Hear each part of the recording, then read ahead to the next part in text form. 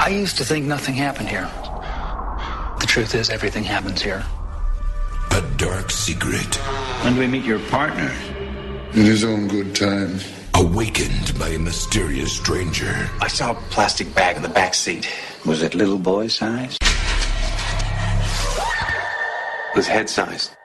This June. I know your name! What about the house? It scares me even to this day. An old friend is coming home. Life is such a precious gift. I don't know how to stop it. Based on Stephen King's best-selling novel. Let me in, Daddy. What's happening to this town? Rob Lowe, Andre Brower, Rutger Hauer, and Donald Sutherland. Salem's Lot. Don't miss 2 nights of suspense. Beginning Sunday, June 20th at 8. I happen to like it here. Only on TNT.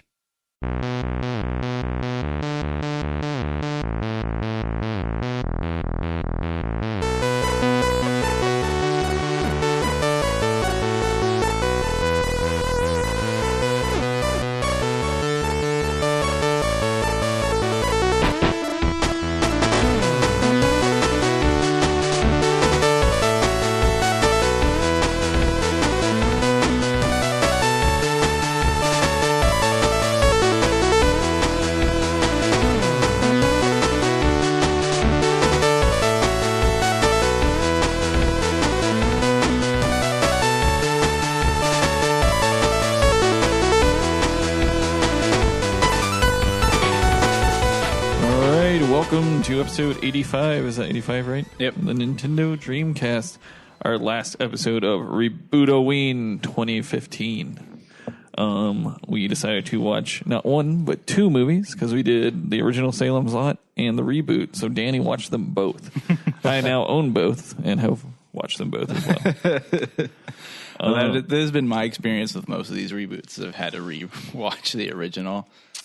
Matt did not have time, but we won't begrudge him as a parent. I had time. I just couldn't find it anywhere. And Ish is not with us tonight for medical reasons, so he will not be becoming a bloody he had pirate. surgery, but he did post on the thing that he would be here tomorrow, or no, like Wednesday.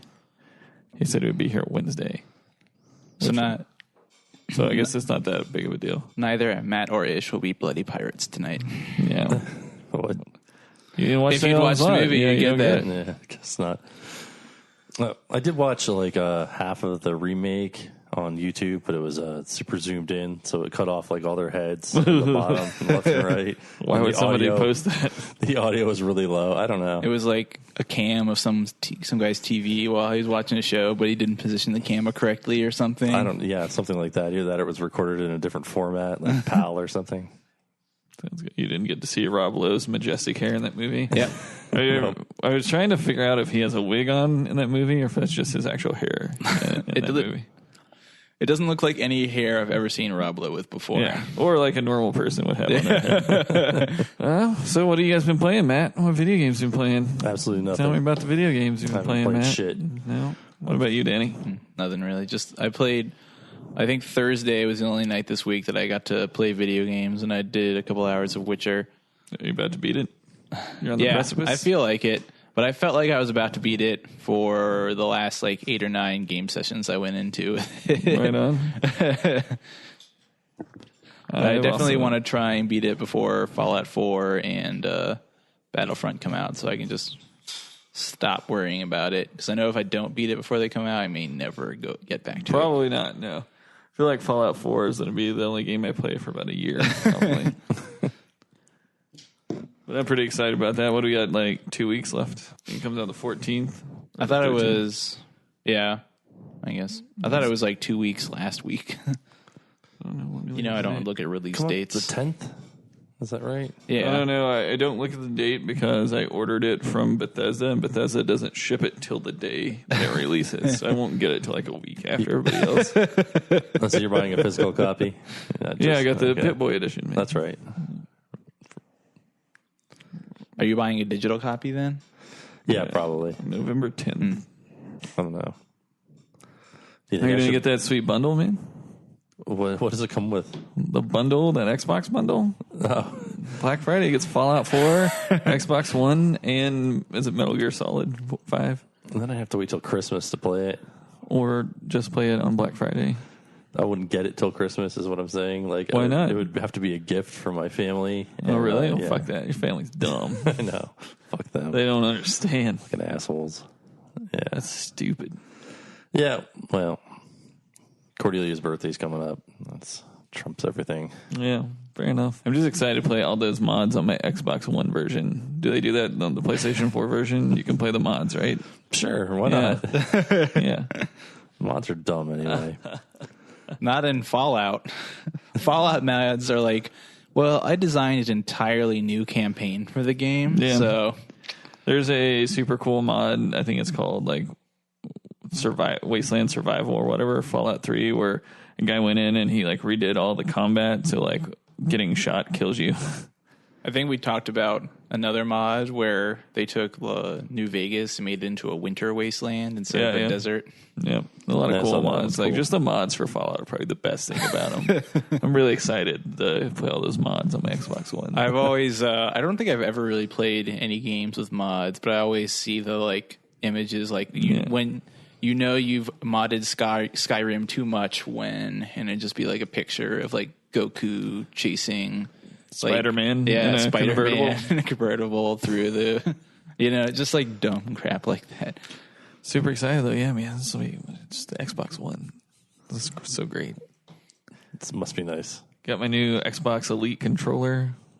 How was that? Did you see those? I didn't get one. I time for that shit. Okay.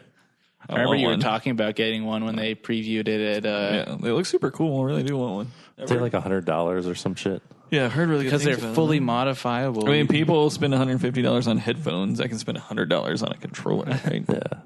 Beats by Dre. Yeah. If it's worth it. Whoa. What? Oh, nothing. We're good. What'd you think? I thought I turned off my mic, but no, I'm good. So let's get into the news then today. What's in video game news? Hit me with the latest news item. Let's see here. South by Southwest canceled 2 video game events because of threats of violence. So what were the events and why were they threatened with violence? They were about like harassment online, like targeting like gamer gators and shit like that, and then people got pissed off. I don't understand any of this shit. It's so dumb. I know they just something did happen. Just lost my headphones. And then I still hear you. Okay. I hear you in one headphone now. Yeah, that's what happened to me. One headphone went out, which is weird. That's weird. But yeah. I hope maybe South by Southwest just canceled because they're like, you know what? Fuck this shit. This is dumb. They were scared that something horrible was going to happen at the event. And then they came back and apologized for canceling. Did they put it back on? No, it was after the events were supposed to be on, I guess. So I think like the one thing that actually did happen since the last time we did a podcast was the Sony conference or Sony exhibition. That's like nothing in happened Paris. though, really. Yeah. I mean, it was like a non-news item. I mean, they like had a couple of cool things. Did they, Danny? Yeah. Like what? Like finally a release date for No Man's Sky. Yeah. In June next year. And like the only thing that really stood out to me was that they made a game, like one of my favorite studios, the one that did like Beyond Two Souls, is making a game called Detroit. Quantum Dreams. Yeah, Quantic Dreams. Dreams is making a game called Detroit, which is actually based on a demo they made for. It's a technical demo. It wasn't even a game for the PS3 in like 2013. And I remember watching it and thinking it was really cool, but I didn't expect them to ever come back to it. But it's like Project Kara was a technical demo, and it was like a 3 or 4 minute video about a recently assembled android basically just getting like diagnostically tested before being moved out of the factory. And so they're like, speak in a different language, try to move your arms, try to move your legs. And then at the end, saying it's like Short Circuit the game? Yeah, well, I guess, yeah. But like, well, she's like, it's an actual person rather than just like a fucking robot. Okay. But she's like right at the end of the diagnostic test, the robot's like, so I'm merchandise? And they're like, yeah. And he's like, I thought that. And he's like, whoa. You thought? time to cancel this project, and starts like disassembling her. Like, there's something wrong with your operating system. We have to rebuild you from scratch. And she's like, no, please don't fucking kill me. And then at the end, he lets her leave, even though she's like achieved perfect AI or whatever, obviously. So that's the end of the game. So that's the end of the technical demo. Detroit, I think it takes place afterwards, where she's out in the world now, in a world of androids doing all the work for humans. That sounds cool. Yeah, they just announced it, but I've never really played any Quantic Dreams games. Are they good? You play Heavy Rain? No, they always seem very Canadian. Oh, they're like very much. Quantify that. What do you mean? I don't know. They're very much lacking in gameplay and emphasizing story. I guess I mean not very exciting. They often have a whole bunch of alternate endings depending on what you do. I think Heavy Rain was a great game. It's for PS3. It's one of the games I had to go back and buy a PS3 to play through. So, and Beyond Two Souls was okay. I don't think it was probably like the worst Quantic Dream game I've played to date, but that was the one with Ellen Page, right? Yeah. It was still not bad. Aside from that, there was a bunch of release dates I don't care about for games I don't care about, and a whole bunch of VR shit. There's a Final Fantasy VR thing that got revealed. Yep, and then there's like a VR for the Until Dawn game. There's like a new game. Cool. Yeah, like Red Knight or something, I think it was called. Yeah. And I loved they showed a trailer for a VR like sport like ESPN style game, but it was like robot battles. Do you know what I'm talking about? It's like I saw that. It's like it's a sports event because there's like an announcer going like, and he's going for the goal, and it's just like giant robots blowing each other up. Kind of like I don't know if you guys remember this game, like Monday Night Combat or something like that. I do. I played it on my 360. I like that game a lot. It's sort of like that, where it's like a sporting event where teams just try to kill each other. I liked Monday Night Combat. I was talking about that with somebody the other day. I could not remember the name of the game. But it was like they showed the demo of that game, and it was a VR game, and these like all these people went like, wow, like wearing VR helmets. It was so ridiculous. They also announced creation of their competitive gaming league. I can't find anything about that right now, though. Maybe I just streamed that. Are you talking about their esports league? Yeah. I think is Sony have an esports league now? Yeah. Okay. I know Activision started one. I swear I saw that Sony started one. Yeah, I thought I read the one that Activision started one as well. God damn it. All right. Because it was like being one of the people involved was like a former CEO of ESPN for the Activision esports competitions. All right. Well, I'll just assume that I misread that. What else is in the news? All these games are coming out, I guess. Yeah, in a couple of weeks we'll have plenty to talk about, but there's a whole bunch of leaked Fallout 4 gameplay details recently. Yeah, I looked at it. It wasn't really details. It was more just like people, like a dude wandering around in games. So you got to see more of the game, but there wasn't any story details or anything leaked. So there's a game me and my friends have been waiting forever to like come out called Overwatch. It's the latest like Blizzard party game. Yeah, I think you and your friends or everybody in the world. It's still not quite an open beta, but they've let select people start playing it. And so they've there's been a lot of Twitch streamers playing Overwatch, basically just against other dev teams right now. But it's a pretty interesting looking game. How so? It's like Team Fortress 2 basically, but I feel it's more it's more strategy intensive than I've ever seen a Team Fortress 2 game be, like in positioning and synergy. Okay. The Xbox One Kinect got a price cut announced anyway. Just the Kinect? Well, the Kinect got a $50 price cut, and the system that comes bundled with the Kinect that makes sense. Also got a $50 price cut. So I always thought that the Just Kinect was way too expensive. Yeah. Like if you bought I think I looked into it because I didn't feel like I needed a Kinect, so I was thinking about buying the system without the Kinect. It's like $100. Maybe buying the Kinect later. But then I found out it's like $50 cheaper if I just bought the two of them bundled together. No, it was $150. It's $100 now for just the Kinect. God, it's $150. Yeah. I think it was only like an $80 or $100 increase if you bought the two of them together. Like, okay, whatever, fine. Yeah, so that's exciting.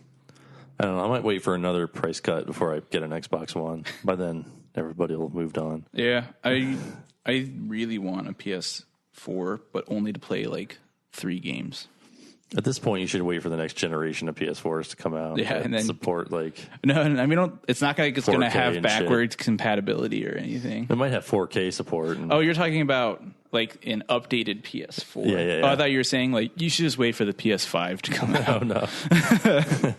That's what I'm waiting on. PS5. Yeah. Do you remember when Xbox One backwards compatibility is supposed to go live? Yeah, it's supposed to be in November. Yeah, that's what I thought. So I'm waiting on that too. This will be fun. Shitty as fuck PlayStation free games this month. PlayStation Plus games. They're not that great. They're not that great on Xbox One this month either. The PS3 ones are pretty good. It's Beyond Good and Evil and Mass Effect 2, but it's Magica 2 and Walking Dead Season 2 for PS4. Right, Magica 2 is pretty good, isn't it? Not a vampire, not a vampire, not a vampire. You don't like Magica? Or? I mean, serious, really. I've never played them, but I know they're popular games. I've looked at the trailers. They just didn't seem super interesting. I don't know. I played Magical 1, and it was not super interesting. They're kind of low rent. It's like a $5 to buy it on Steam. Yeah. But I don't know. Walking Dead Season 2, though. I mean, we only got Walking Dead Season 1. That game's been out forever. I never finished Season 1, so... This has only been out for forever minus 1 year, probably. If I want to play Season 2, I feel like I have to go back and play Season 1, and I didn't make it all the way through that when I had it on PC, so... I don't know. Still kind of shitty. I mean, that's all the news. Yeah, pretty much. That's it? Yeah. I read a story that... Well, please tell us about it. It wasn't anything definite, just speculation. But most of the time, HBO would have released or given a date for when the next Game of Thrones thing was going to air by now. In the past years, they have, so they're thinking it might be getting pushed back until like summer instead of in spring. He might be asking them to, so he could put out the book. Yeah, before the next season. Because I'm assuming that since Jon Snow is alive, that's a pretty big spoiler for the book.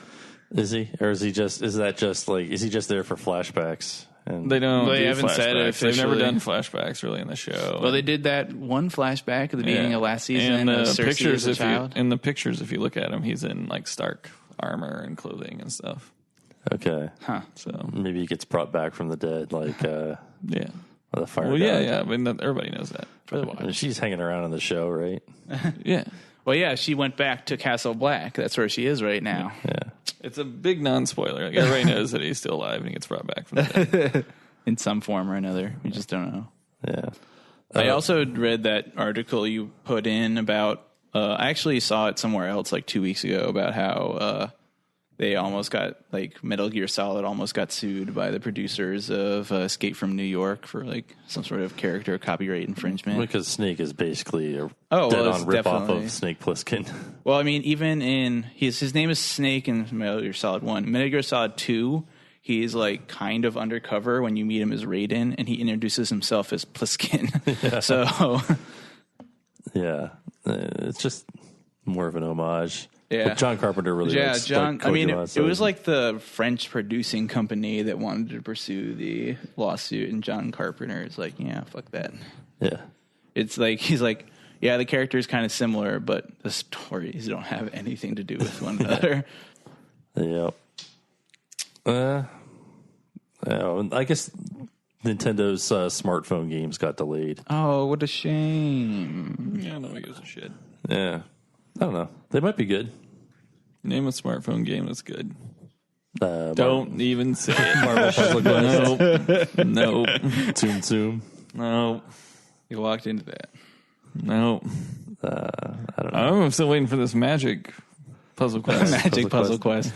Yeah, me too. I haven't heard anything about that since they announced They probably like launched it, and everybody's like, "What? Nah, nobody cares about Puzzle Quest anymore."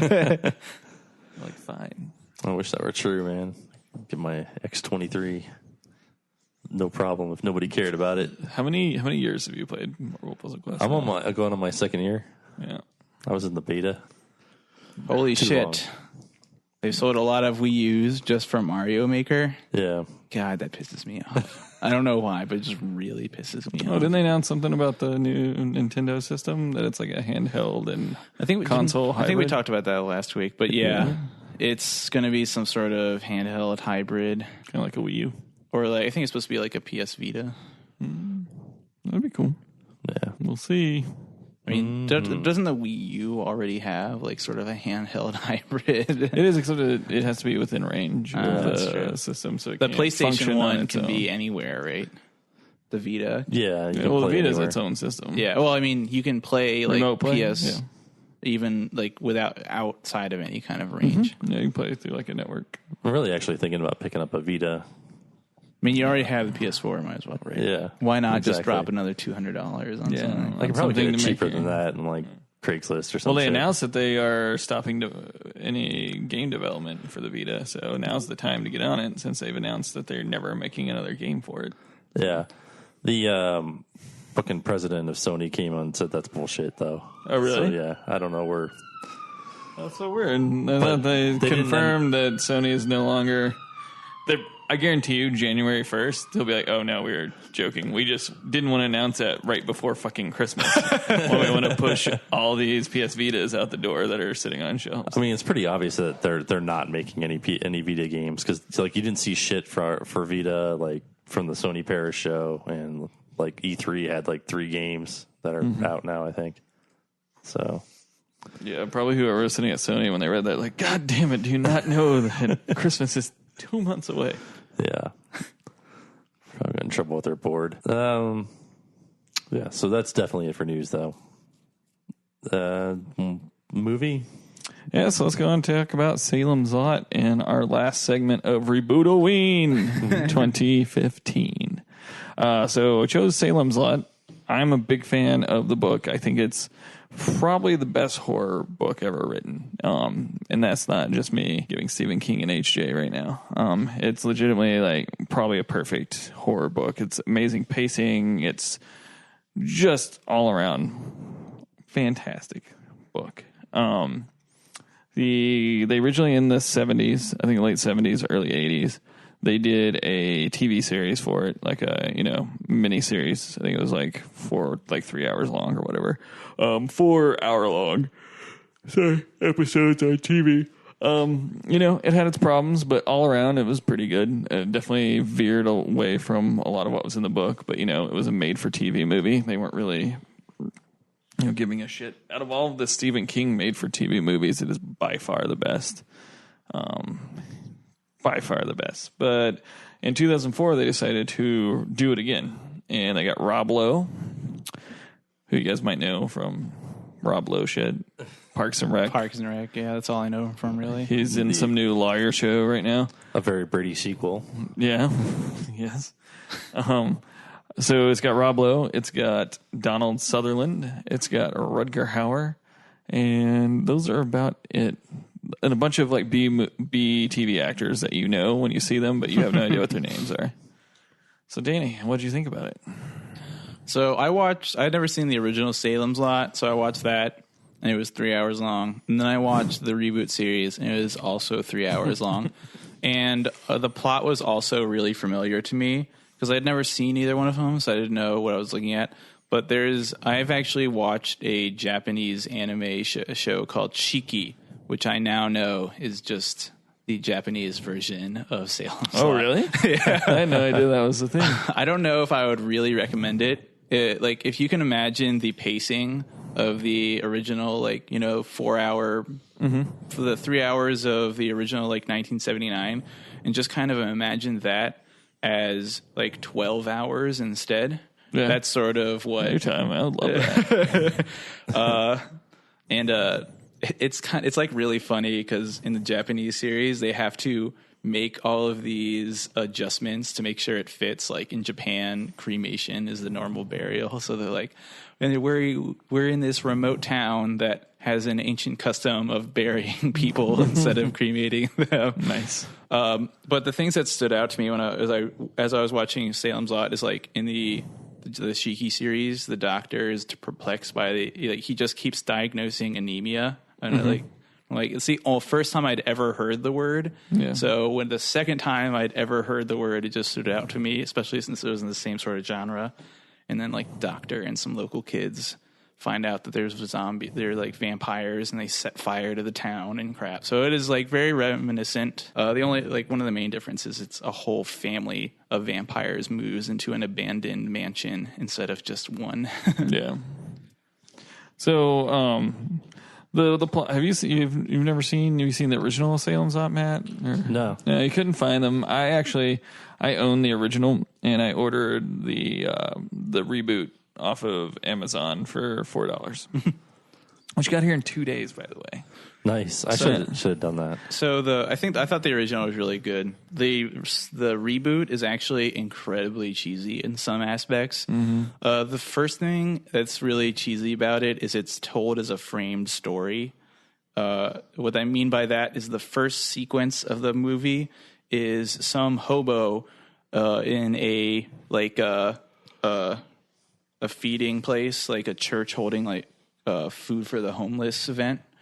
A hobo chases a priest up some stairs and tackles him out of a window to trying to kill him. Yeah. And then they go to the hospital, and there's this black doctor, and he's talking to the hobo, and he's like, "As a good Christian man, give me one reason why I should save you at all after attacking a priest like that." And then the hobo just goes like, well, he says Jerusalem's Lot, but Salem's Lot. And then it's like, it goes into this like sort of like flashback. Like the whole rest of the story is him retelling it to the black doctor. And because of that, we get to hear Rob Lowe narrating like half the story. Yeah. And it's like really cheesy narration too. It kind of reminds me of like what like Sin City or like a Batman movie would be if Batman narrated the whole time, because he's like talking about it, and he's like, Jerusalem's Lot, a city like a small town unlike any other small town you might find anywhere in America, but this town has its secrets. He's like, Crockett is the richest man in Salem's Lot, not that the IRS knows that. These people protect each other. It's like looking back, like revisiting just Salem's Lot, like was like looking through my childhood through a tinted like a shaded window or something. It's just like everything's mostly the same, but you can tell that it's never the same, or like, you know, and just like all this. It's just like early Stephen King prose. Which, yeah, I mean, and then like he's like teaching and. He's like, he goes, at one point he's in like a teacher's class and the students are asking him questions like, why would you want to write about this town? And he's like, don't like marginalize this town. Everything happens in this town.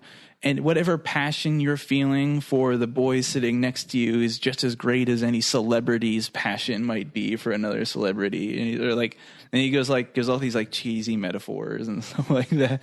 It's, I saw that scene, but the sound was so bad. It was just like, yeah. I mean, so it's like, it's trying to paint Salem's Lot. It's like trying to have this like dark, gritty, like grittiness to it. That one thing that I didn't like about the reboot is the story itself is very much, it's based on the time period which it's told. Like it's very much a set in the 70s. Like I think the book takes place in like 76. And if you retell the story in 2005, it doesn't work the way it's originally told. So one thing for you guys that you've never heard of Salem's Lot, Stephen King decided that he wanted that Dracula was his favorite horror novel, and he was talking to his wife, and this is back, I think it was his second novel he ever written, so he was drunk and high, like pretty much 24 hours a day. And in one of those late nights, he was talking to his wife and some friends, and he was like, I really want to write a book where, Dracula comes to New York, like in the 70s. And his wife was like, he would probably get hit by a cab and immediately get killed, and they were talking about it. And he's like, wow, it doesn't really, like having Dracula in the 70s in New York doesn't really work because of like the times. Like it wouldn't translate how he came to London because of our like technology and everything. And then he got to thinking, he's like, but what if he came to America, I bet he would go to a small town. So the book is a retelling of Dracula pretty much, but he comes to a small town in the middle of nowhere in America. It's just really good story, guys. So instead of Dracula, you get this vampire called Kurt Barlow, who comes from what's great about the book, and I don't know, in the original, is you don't get a lot of information. You don't know where he really comes from. It's all very like mysterious. Like Stephen King doesn't feel the need to give us like an entire backstory on Kurt Barlow and his thrall and everything. But he comes to Jerusalem's lot, kills a person, and the entire like town gets ran over by vampires. Pretty much. So go on. Sorry, I was giving a little. No, you got it. But I mean, I don't think I'm going to give my usual scene by scene retelling since it's a 3-hour movie, very long movie. But a lot of characters. The essence of it is that this Mears, what is his first name again? Ben Mears. Ben Mears has returned to Salem's Lot after a great amount of time as a successful writer. And he's looking to, well, maybe not successful, but he is a writer. Yeah, he sold 3 books. One of them did really well, and the next 2 were kind of. And he's looking for a new story, something that's like his books in the original were like just fiction books or something. They didn't really factor into the storyline at all. They're like your great American novel kind of deal, like his To Kill a Mockingbird. And stuff. Ben Myers in this book actually writes like nonfiction stories, sort of. Yeah, they made him a Afghanistan. Yeah, he's a war journalist. Afghanistan war journalist, and he actually retells the story of how he was captured by Afghani terrorists and saved by a company of like Marines or Army men or something like that. Totally fabricated. Not in the books at all. And it was definitely the miniseries came out in 2004, like less than a year after the Iraqi invasion in 2003. So it's, if you remember everything in the early 2000s that was on TV had to have something to do with war. And after the Marines save him, they take him to a Afghani village and like murder a bunch of civilians or something like that as war casualties. But because he writes this book, like 3 of them get court-martialed and thrown in prison or something like that for war crimes. And like the only reason I mention that is it actually comes into the story a couple of times while like characters will confront him about. Right. Like people in a small town probably wouldn't like that very much. Yeah. Like they were being Americans. Like there's no such thing as a war without casualties, son. And like just like stuff yelling like really rednecky stuff like that.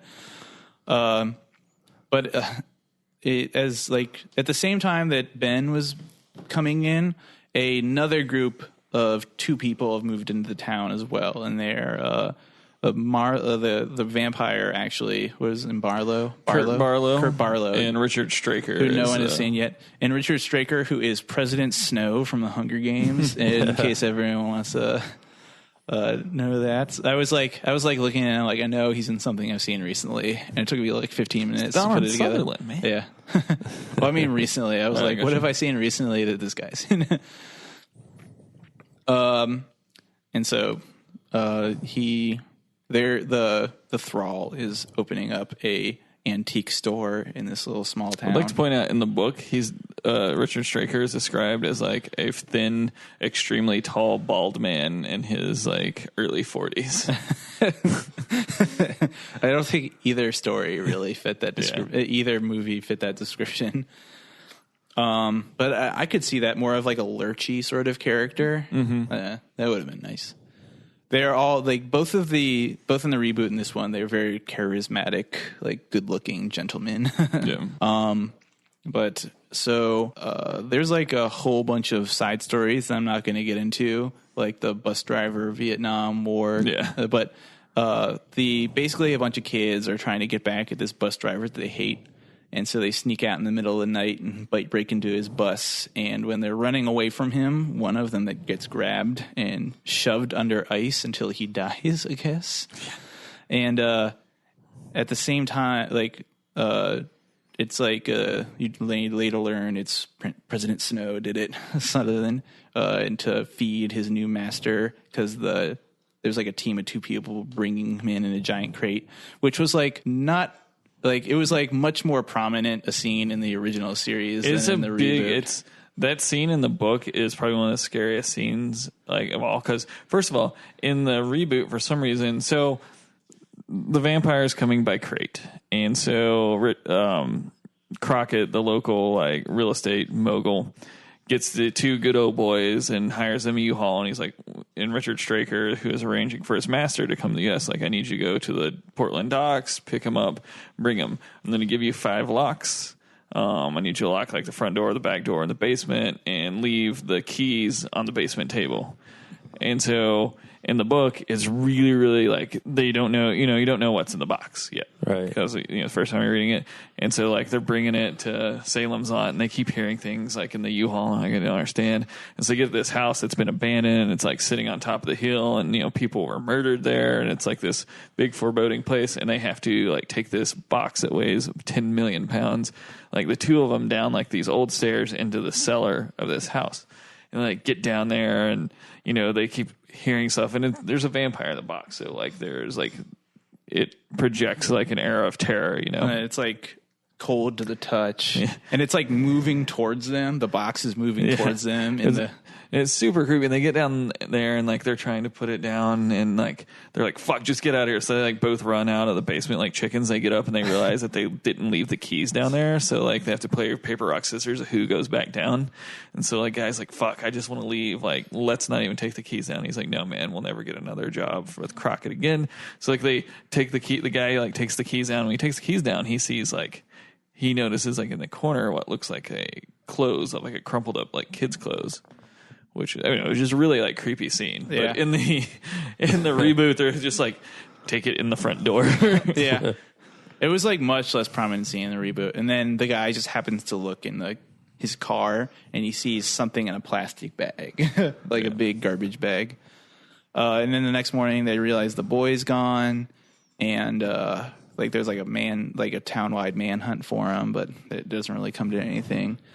And during the night, the boy that disappears comes to his brother and flying outside his window, like, open the window, and kills him. I guess in the reboot, he's in the hospital for the first time his brother comes, but like sucks him dry, basically. And like this is basically what keeps happening throughout the entire movie is that people die and then they come back and feed on their friends and family because they're most likely to invite them in or something. Though they do seem to have some sort of mesmerizing power. Yeah, it's very classical vampires. So there's no like the vampires that the Barlow makes are like kind of like thralls, like kind of vampires, and they have to be invited in. Crucifixes hurt them, like super classic like Dracula stuff, which is super refreshing in today's times. Yeah. But like that just keeps happening over and over again. Is like people start disappearing or missing or dead, and then like bodies are disappearing from the morgue and stuff. During the day, like shops are closed because their owners are dead. And, like, the whole like town just starts dying. Yeah, and then like no one really seems to notice because whatever, it's going small through town. the day. Yeah, Yeah. right up until so Mears has been seeing this girl, and there's like another guy that likes her, and so he gets like super jealous and just punches like middle of the day, just like picks a fight with Mears. In the reboot, he's already a vampire when he does this.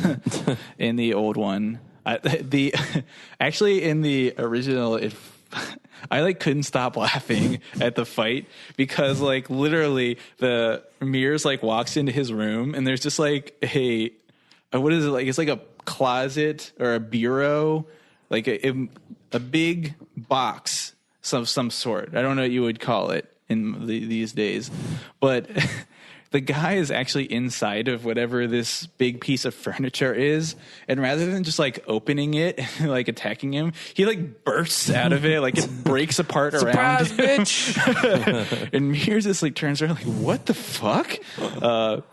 So I thought it was so much better. I was laughing so hard at that scene. But in the reboot, he just walks up to him on the street, like covered in like a like hats and like sunglasses and scarves to protect him from the sunlight, and punches Mears, and they get into a fight, and Mears he immediately knocks him down. And he starts going, ah, ah, with the sunlight on him, and they both get thrown in jail. And the scene where he crawls through the vent. So they're both in jail cells in the police station, and they're connected by a vent. This is probably the best scene in the reboot. But he's like going like, "I'm coming to get you, Mears. Wait until nighttime, and then we'll finish this." And the vent is only like maybe like 1.5 feet by 1 foot big, and he's like, so nighttime comes, and he's like, "I'm coming for your mirrors. I'm in the event right now." And he's like, "What? You can't possibly fit in the event." And he's like, "I had to break both my shoulder bones and my wrist, like, in my hip bone, but I'm in here and I'm coming for you." And he's like crawling towards him in the vent. And then like this is why that reference comes from. But he's like, "You're a coward, Mears. You'll never be a bloody pirate." And he's like, "What did you say?" Because that's a reference to his childhood. This is like in both the reboot and the original, but when Mears was a child, he went into the house, the haunted house where the vampire is, and it's supposed to have like some big foreboding evil presence in it. And in the original, it doesn't really explain what he saw in the house too well, but in this one, he like later on tells it like step by step what happens. He's like, "I went into the house. I saw the Ed Marlowe or Marston." Yeah, Hubert Marston. I saw Marston, the guy that owned the house back then. Yeah, and then I had to hide in the closet. And then I saw he was like talking to something, and it hung him with a chain. And then I ran out of the closet, and I saw his wife dead in the bathroom. And I like curled up in a ball because I could hear her saying, "Help me," over and over again, even though she was dead and her lips weren't moving. And then when someone found me the next morning, I realized there was a small child slowly bleeding to death in the bathtub, and he was the one saying, "Help me." So the Marston house that the vampire moves into, like the theme of the book and the moves and stuff is that sometimes such bad things can happen in one place that the place becomes like a charged battery for negative energy, and it attracts like shitty things and bad things happen. So Stephen King was like, what if a house like had so much like evil into it that it attracted the most evil it possibly could? And for him, that would be Dracula. Kind of like Amityville. Yeah, sort of, yeah. And so like, there's actually like 2 short stories before the book. And in one of them, there's like a Cthulhu cult that's in Salem's Lot. And this is actually the second time Salem's Lot has been wiped out. Because in the like 1800s, they had like a group of Quakers that lived there, and there was like some elder god or whatever, and like this guy had to come and like pretty much like burn down the town or whatever. And so it got rebuilt, and then this guy named Hubert Marston was a hitman for the mob, and they put him out to pasture by buying him this house in Salem's Lot. He moved out there. And it turns out he was like an occultist and stuff, and like he was murdering local children and sacrificing them in his house and stuff. And then he killed himself. And then all that energy is like still built up in the house. And then this, vampire master from Europe is attracted to it, so he comes to America to live in the house. Yeah. But the reference I was making is that the reason he went into the house is because his friends dared him to. And they were like, "You'll never be a bloody pirate if you can't go into the Marston house." Yeah, so because when he was a kid, there was this group of like other kids that call themselves the Bloody Pirates, and to join the Bloody Pirates, you had to like do a dare, and they dared him to go into the Marston house. So he's like crawling through the vent, going like, "You're a coward, Mears. You'll never be a bloody pirate." But take in mind, the vent is like 12 inches by 12 inches. He's like scooting through it. They show like a video, like a little image. It's obviously like manipulated, like fit him in. It's very bad video editing.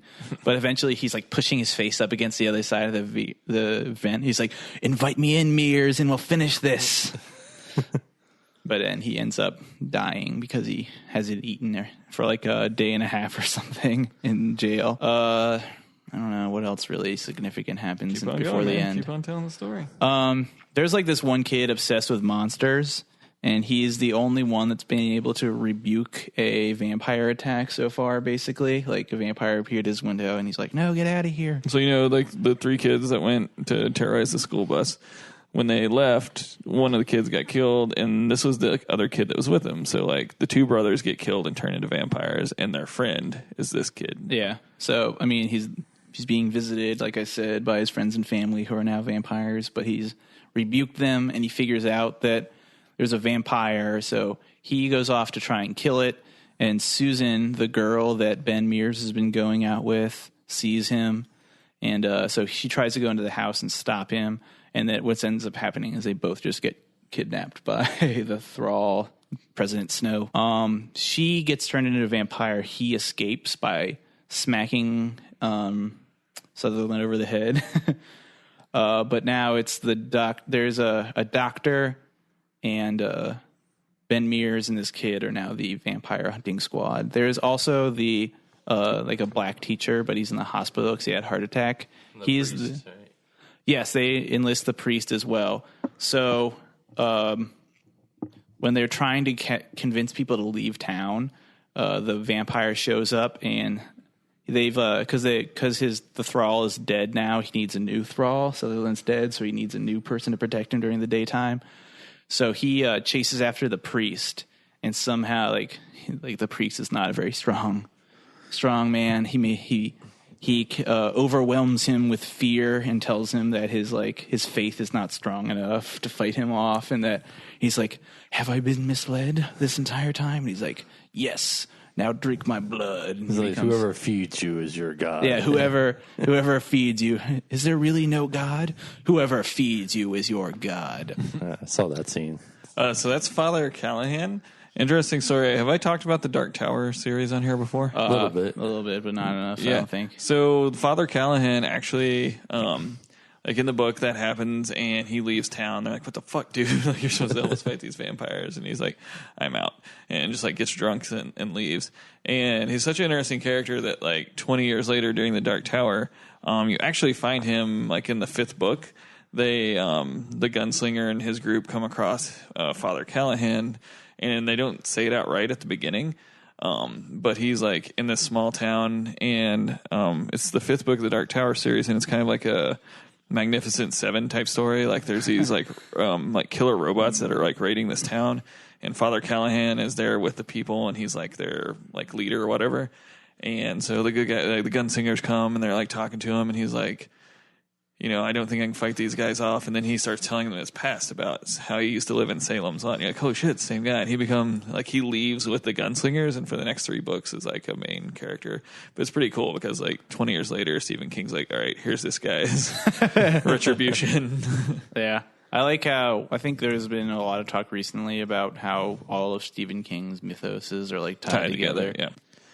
I haven't read enough of his books for a lot of them to make sense to me. There's a Stephen King book that came out like 2 or 3 years ago, which is really good. It's the 11/23/63. It's about the guy that goes back in time and tries to stop the Kennedy assassination.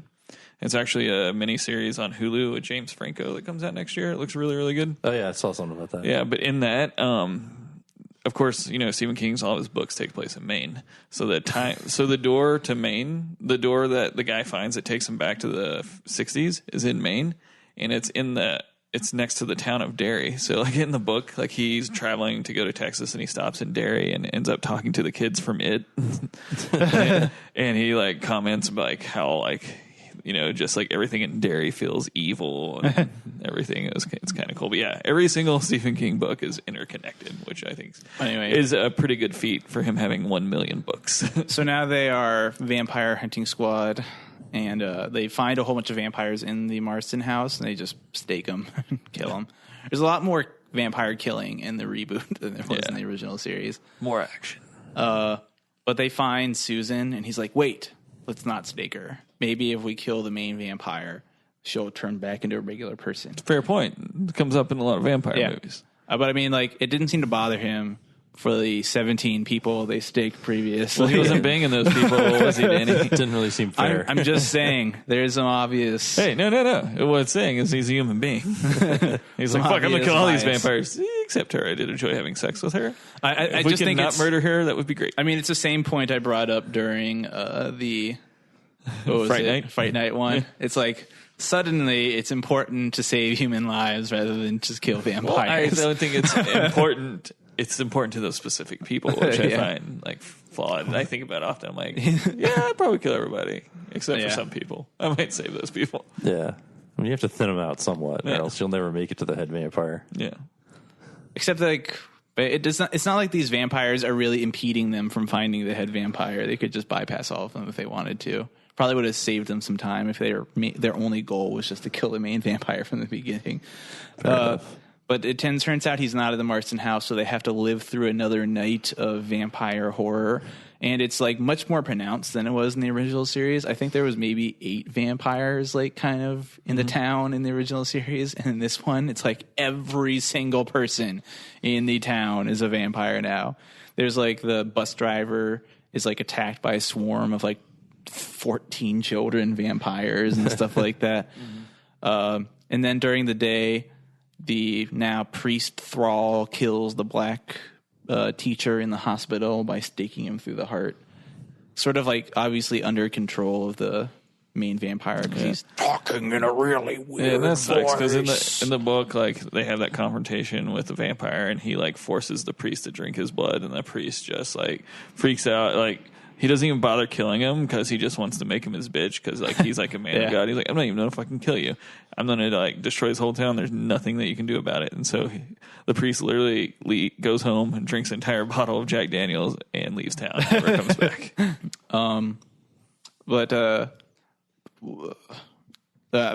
When he attacks the priest during that last night, the little boy is there and he just barely gets away, but he gets covered in some sort of white powder. So like, is it like chalk dust? Is he actually in a school? It was 2004. It was anthrax. Yeah. And then they find Crockett. Crockett, the real estate agent, is informed by the chief of police basically that he has brought this evil upon them because they never actually bought the house. He bought the house and let them stay there because as a vampire, he needed to be invited into the town. Right. So they're like, hey, we want you to buy this house, invite us to stay into it, and we will give you 30 acres of land if you do. And then the guy's like, it seems like a great deal to me. Might as well. So he like realizes the error of his ways and tries to commit suicide. But after they stop him, he's like, God, it's just so fucking frustrating. He's like kicking the wall and like all this white powder falls out. And he's like, it could have been drywall. That might have been what the white powder was. And he's like, Ben Mears has been staying like a boarding house. And he's like, the basement of my boarding house is under renovation right now. And he tries calling it. And he's like, I'm living with 5 people in this house and no one is answering the phone. I think they're all dead. So that's how they go there. And there's like another little scene reminiscent of the original series where when they're in the Marston house, the stairs mysteriously just like get torn up into the basement. And because like the kid just opens the door and runs through and there's just not stairs there anymore and he just falls flat on his face. In this, the doctor starts going down the stairs and they collapse and there's like a working saw blade underneath and he's like, and he gets all like gutted. So they like left a trap for him. So I said the vent scene was my favorite scene. Probably my second favorite scene is Ben Mears staking the vampire because they yet again do like a really cheesy sort of confrontation between the two of them where he like offers him like immortal life and obviously, but he also has this like weird conversation with him. He's like, you as a writer, you've always suckled at the stories of others, just like living through their lives and retelling their stories as your own or something like that. And he's like, which one of us is truly the vampire? Or something like that. I mean, like, it's like a very classic sort of bad guy argument to make. Like, which one of us is really the bad guy? And I mean, in some situations, it almost has merit. It's you, the one that needs blood. Yeah. In some situations, it's almost a fair comparison to make, but it's like, no, I mean, you're actually drinking blood. I mean, like, you are physically a vampire. I could maybe be passed off as like a metaphorical vampire, but it's quite clear that you're the real vampire. So I'm just going to stake you in the heart right now. And he's like, and he dies. But it's just such a cheesy sort of like 10-minute conversation between these two characters. just so reminiscent of like just this blah good we're not versus so different. we're not so different, you and I sort of moment. Yeah. He's like, don't you realize you'll never be perfect until you're evil. Only in evil can you find perfection. Some of Rutger Hauer's best work, man. Yeah. But then they stake Susie at the end, which is what they did in the original too. I like to think that whoever was directing this TV miniseries, they're like, we're giving you Rutger Hauer for the vampire. And he like went home and watched Blade Runner. He's like, I'm going to recreate that magic, right at the end of Blade Runner where like, we're all memories, like tears in the rain, like that big, like Rutger Hauer's like famous dialogue at the end of Blade Runner. It's like beautiful, just amazing. Like Rutger Hauer being like a villain and just like amazing monologue. And that guy's like, I'm going to recreate this on TNT. So he like writes this really shitty monologue for Rutger Hauer. He's like, what, that like is a writer and like I'm a murderer, right? It's like, yeah, it'll be perfect. He's like, yeah, okay, sure, whatever. Yeah, sign my paycheck, TNT. Then the black doctor who's been taking care of hobo Ben Mears this entire time is like, oh, so you had a little kid with you? Oh, so like there you find out like the reason he went after the priest is because he was like basically the last vampire left in Salem lot, or vampire supporter, I guess you would call him. So then the guy's like, so that's why you wanted to kill the priest, and you had a little kid with you that helped you. And then the black doctor goes like, oh shit, and he like runs into the other room, and the priest, who is just like in like critical condition, just has like a pillow over his head and he's dead. And then he's like, fuck. And the little kid walks up to Ben Mears as he's dying and he's like, we got him, we finally got him all. And then Ben Mears is able to like pass away into eternity with the knowledge that he has finished his journey quest. Q Painted Black. By the way, is there a more like syndicated like song than Painted Black, do you think? In like TV, movies, video games. The only reason I say that is because I was watching the Bengals game and I caught a Call of Duty Black Ops 3 like commercial and it had Painted Black in it, and I immediately went home and watched this and it had Painted Black in it. I'm like, god damn it. Painted Black is in a lot of video games, movies, TV shows, and commercials. Yep.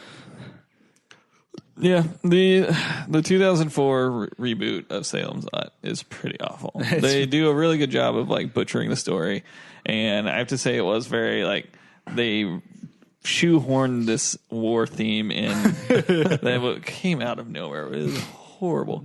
Like in the book, I think it was all just for that last scene where you could say like he was a vampire suckling. Because I mean, like his story destroyed like 3 soldiers' lives or whatever. Yeah. He like sucked their life so that he could sell books or something. It was all for that metaphor. I feel like it all came down to that metaphor. It was horrible. Like in the original, like in the book, it opens with Ben Mears and the kid's much younger in the book. Like the kid in the 2004 reboot looks like 18. Yeah. Like the kid is like 10 years old. And it opens up and they fled Jerusalem's Lot and they're living in Mexico to get away from everything because like it's the 70s. Like nobody's gonna fucking believe them, like what they've been through. So they like go to Mexico because they're like, fuck it, I'm out. This shit's crazy. And the guy like gets up and he drives like 2 hours away, like once a week to the border because they get a like Portland, Maine newspaper there that he's got ordered, and he keeps like he reads the newspaper every day, and he finally like reads a newspaper. It has like a snippet in Jerusalem's Lot where like Jerusalem's Lot, the city that has disappeared, and blah blah blah, how it's like completely gone. And he like comes back, and the boy is like training to be like a priest now, like in like a Spanish mission. He's like, we have to go back to Salem's Lot. It's like much cooler. Like a lot better. I do not know what they were doing with the 2004 reboot, but if you have to watch one, the 1970s original miniseries is not bad. It's pretty entertaining. I like it. It changes a lot from the book, but it is not a bad movie. The vampire in the original was like very Nosferatu-y. Mm-hmm. He didn't talk. He was like, he looked exactly like the vampire from Nosferatu, except much taller and crazier. The remake is very much more of a Fright Night sort of vampire. Yeah. And actually, now that I think about it, he looks like The 1979 one looks exactly like the vampire that lived in the basement in What We Do in Shadows. What We Do in Shadows. Did you ever watch that, man? No. What We Do in Shadows is great. Probably the best horror comedy. It's not even really horror. Yeah, I really want to see that. So good. Trailers are fucking hilarious. Did you see the trailer for? I posted it on Facebook.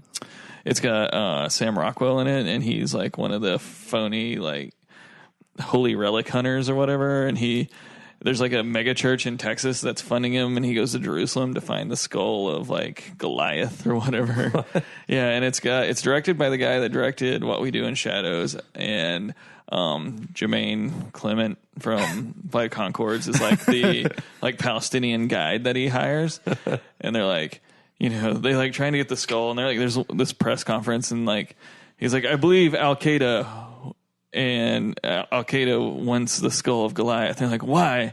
And then Jermaine's like, I believe they would like to clone an army of Al Qaeda giants, Al Qaeda giant guys to fight the Americans.